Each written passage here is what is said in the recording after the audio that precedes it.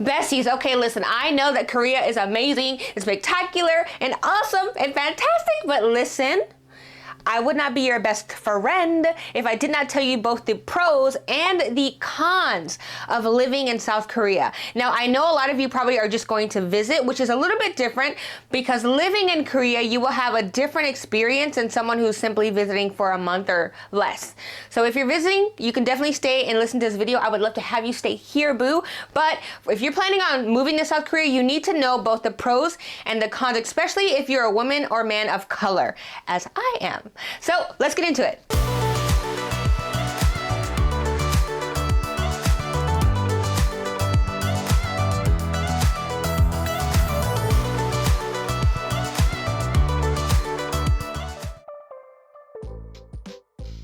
Hey guys, what's up? It's Josa, and if you don't know me, I am a travel content creator. My whole goal in life is to help you travel and explore the world with me, and also give you tips so that you can explore the world on your own terms. So let's get into this video. South Korea. If you don't know my travel, past, I've lived in South Korea, I've lived in China and Thailand. I've lived in a bunch of different countries for the last 8 years. That's what I've been doing, traveling and just exploring and getting to know the world. But in living in South Korea for 4 years, I can definitely tell you that there are some pros and some cons to living there long term. Let me give you the facts. The fact of the matter is there will always be pros and cons wherever you go. So let's start with the pros, the good things about Korea, the things that I love about Korea. Number one, Korea is cheaper most of the time when it comes to certain things like beauty, food, health, stuff like that. It's cheaper. So if you're going to the doctor or the dentist or something like that, and you haven't like pretty good insurance, I think I got my wisdom teeth taken out in Korea for like $12 each. $12, y'all. Like, what? Here it'd be like $170 or $200. So it's cheaper in that sense, and food can be cheaper depending on what you buy. If you're a vegetarian or a vegan like myself, it's not as cheap because fruit is expensive in Korea. Anyway, what I'm saying is if you go, I think in Korea meals are more they're cheaper, because if you go to a restaurant and you get just some bibimbap, that's super cheap compared to going to a McDonald's and getting a burger, or I don't even know what they sell, meal there. So I'm saying Korea is cheaper, and that's a pro. That's a good thing to be able to save some money and get some good quality food. All right, number two. So being exposed to a different country, a different culture, a different language, all of those things are pros because it helps you to develop as a person, but it also gives you an idea and perspective on life that you would not have had. Like you would not have had another way. Because in Korea, things are done differently. People are very different in their mindset, their thinking, their background, the way that they handle certain situations.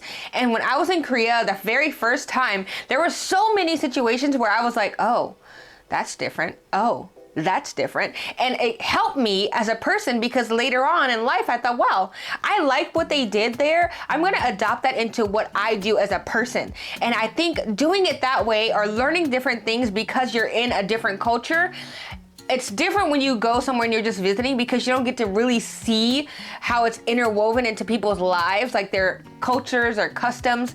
But when you are living in Korea, you are daily drenched in the culture. And that right there is such a pro because you grow as a person as you're experiencing and learning other languages and cultures. The next pro, y'all, oh my gosh, help me out. I'm even doing spirit fingers right now. The food, stay with me. The food, y'all, oh my gosh. Okay, so listen, I don't particularly care for Western food in South Korea because you could get that in America. But authentic Korean food in South Korea, it just slaps. Something's different. It's the spices, it's the way that the agriculture, the way that things are grown. A lot of it, the taste is different. I can even taste the difference. I'm from LA. In LA, we have a Koreatown. When I go to Koreatown and I eat food in Koreatown, it does not taste the same as authentic Korean food from Korea. It's very different. Not that it's not good, it still tastes good, I still go.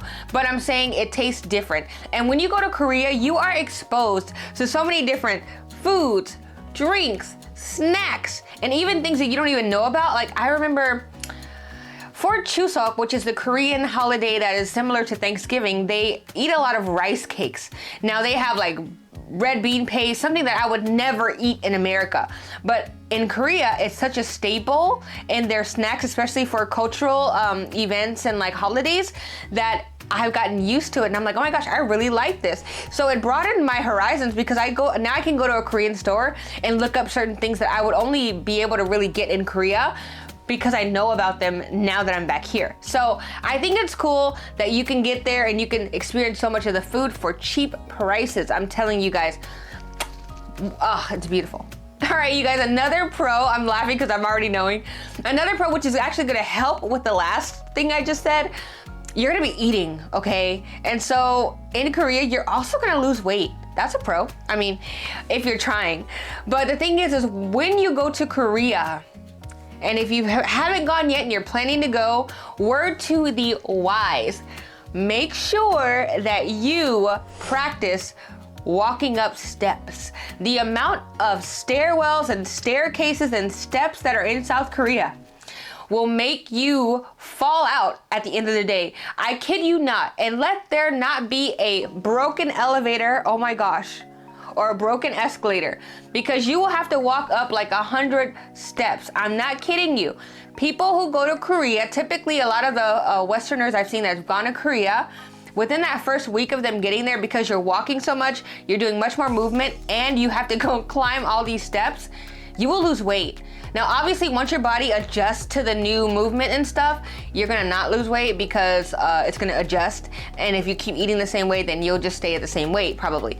But a lot of people lose weight when they get to Korea. I actually lost like 30 pounds in Korea, but it was kind of intentional. But you can lose a substantial amount of weight in Korea. With that being said, make sure that if you are underweight, that you keep that in mind as well. Or if you're on the lower side, you want to make sure that you're eating enough of your calories and you're not exerting too much energy with all the ups and downs of the steps, because it could also fluctuate with your weight. So keep that in mind as well. All right, and the last thing that I think is a pro is the fact that you get to learn about yourself. In Korea, you're gonna be hit with so many different situations that you normally wouldn't be able to really be in because you're not a foreigner when you're at home. But in Korea, because you're a foreigner, you are gonna deal with certain situations that you would not ever deal with. I'll give you an example. Actually, I think I have footage. I'll put it in here.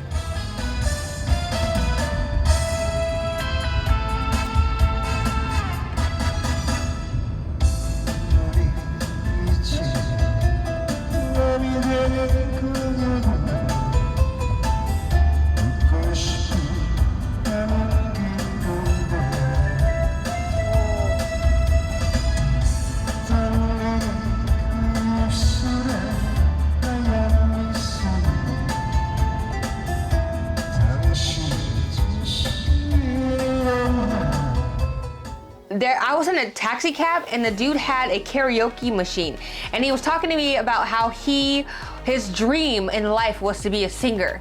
And so he turned on this karaoke machine and he starts belting, just singing his heart out while he's driving me. I think I was going to visit my friend in the hospital, and he was just singing. And in that moment, I was like, I've never experienced this before.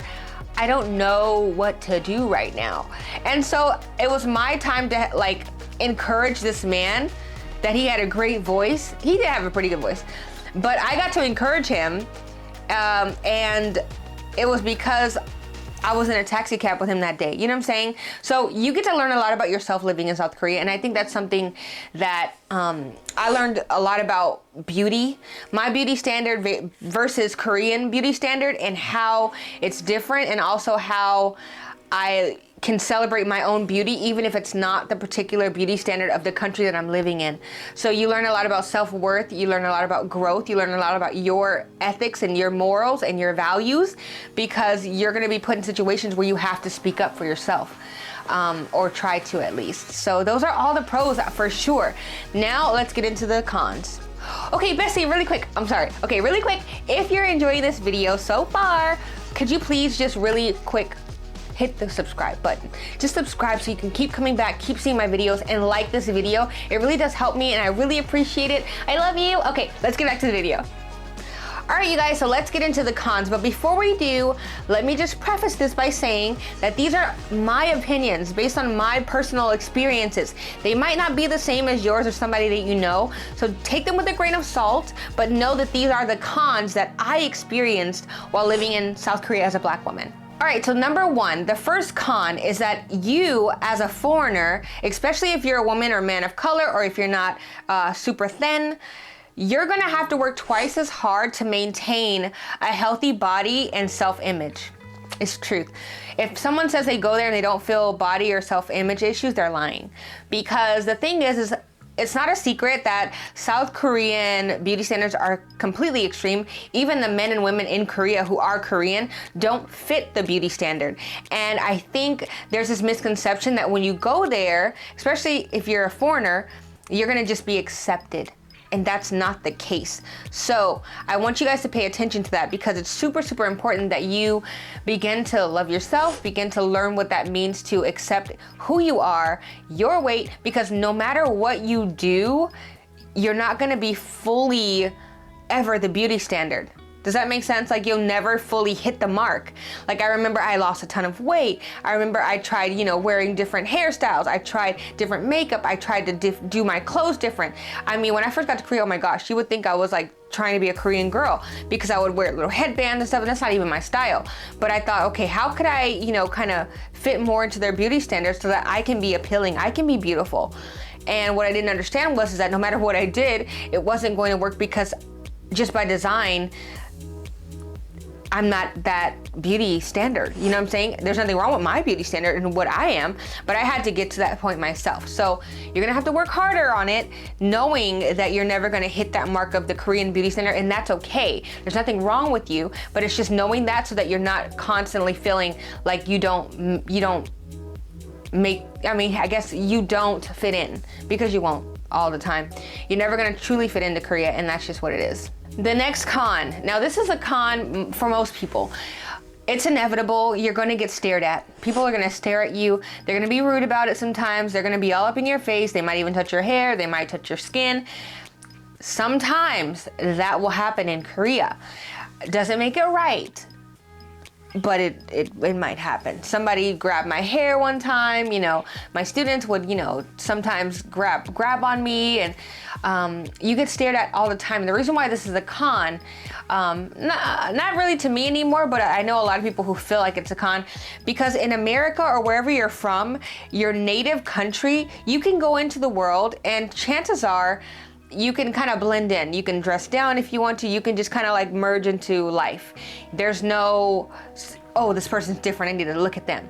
But let's say you're a female and you're on your magic day, you're not feeling well, you're bloated, you're feeling kind of, and you go out and people are staring at you and you feel like, oh my gosh, they can see everything that I'm feeling right now.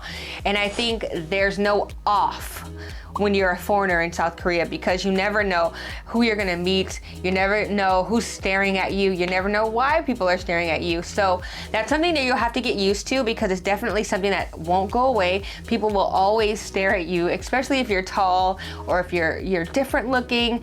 It's not that people are, well, some people are rude, to be honest, but it's more so because people are curious about you and they are, maybe admiring your beauty, or maybe they, think you look like someone they know. It could be a variety of reasons, but just know that it's inevitable and it will happen. And for some people, this could be seen as a con.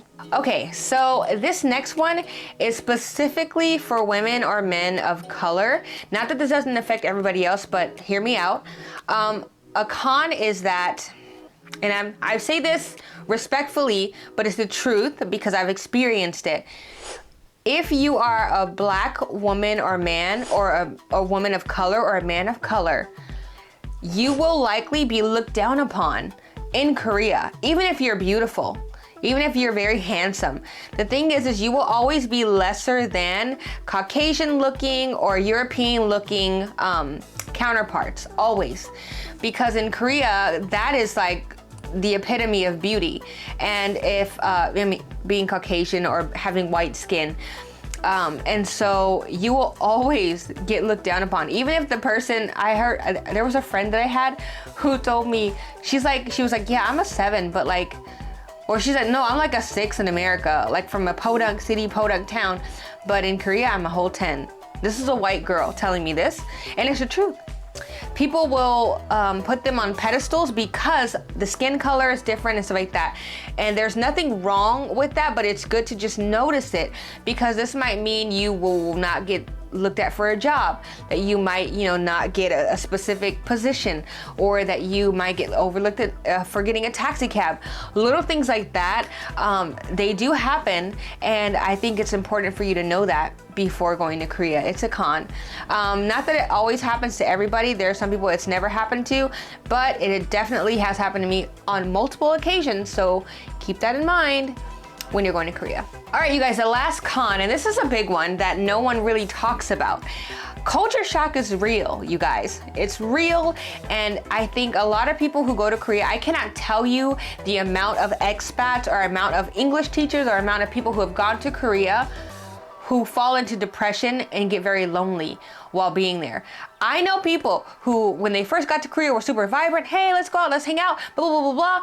And then as time went on, they became like hermits, like in their house. Hey, you wanna go hang out? No, I just wanna go home. I just wanna sleep. I just wanna be in the dark. There's something about being a foreigner in a different country where you don't have the same friendships and things like that, connections with people, because in Korea, unless you are really close to a Korean friend or really close to somebody, it can be very hard to get those types of relationships. Whereas in the States or wherever you're from, you have solid relationships, solid friendships.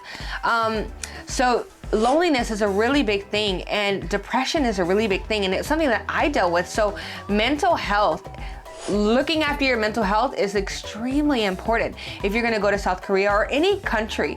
I say South Korea specifically, obviously, because that's what this video is about, but also because being in a homogenous country where you don't look the same, where you don't have the same maybe values and things like that, can be very lonely. It can be a very lonely place to be, even if you have friends. No one really understands what you are going through but yourself. So keep that in mind when you're in South Korea, because I think it's gonna really help you to start to process how you feel, talk to somebody, or you could either get counseling, you could, you know, join a church group, things like that to help combat those feelings of loneliness, which will inevitably happen. So I hope that that helps, because it's the truth, something I dealt with. I was very lonely. I didn't have friends there that were like real solid friends.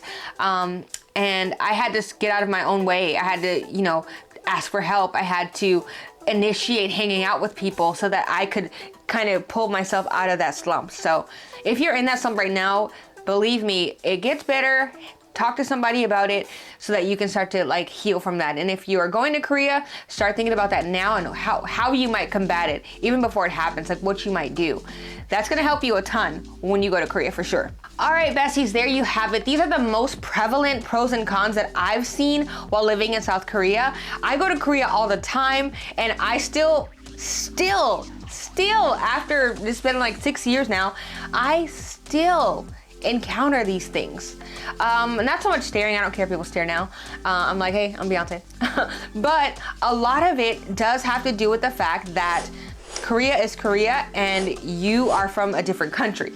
So keep those things in mind, but Korea is an amazing place. It's beautiful. It's an awesome experience. If you have the chance to go, I 100% think that you should, because Korea is a really beautiful place and you can learn a lot there, but there's also a lot of room for you to get hurt in Korea, and you want to be aware of that as well, because it's not all sunshine and rainbows anywhere. Everywhere is going to have issues. So if this video was helpful to you in any way, guys, please go ahead and like this video. Also, comment below and let me know if you've been to Korea, what your biggest fear is about going to Korea, or if you've experienced any of these things, the pros or cons, in Korea or in another country. I'd love to learn more about your guys' experiences and what you feel, because it helps other people, whoever's reading, to also think, oh, somebody else feels that same way, I'm not alone. And I think that's where I want to be, with all of you in this united little cool little Joza World bubble. So thank you guys again. I can't wait to hang out with you next time. Have a great night or day. I love you. Bye.